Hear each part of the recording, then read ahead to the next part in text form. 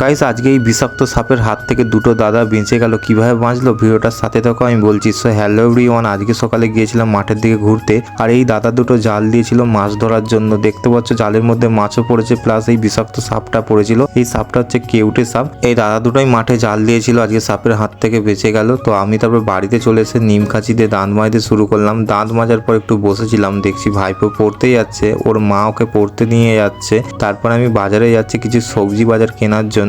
আর আমাদের এখানে রাস্তাটা খুবই খারাপ। এখন আমি চলে এলাম দোকানে কিছু বাজার করার জন্য। আর দেখতে পাচ্ছ আমি এখন সবজি বাজার দেখছি কি সবজি কিনবো, আর বাইরে বৃষ্টিও পড়ছে, তাই আমি এখান থেকে 1.5 কিলো আলু নিয়ে নিলাম। বাজার করা হয়ে যেতে তারপর আমি বাড়ি যাচ্ছি। তো বাড়িতে এসে আজকে টিফিনে আছে তরকারি, মুড়ি, পেঁয়াজ, কাঁচা লঙ্কা। তারপরে এই টিফিনটা করার পর একটু দাঁড়িয়েছিলাম।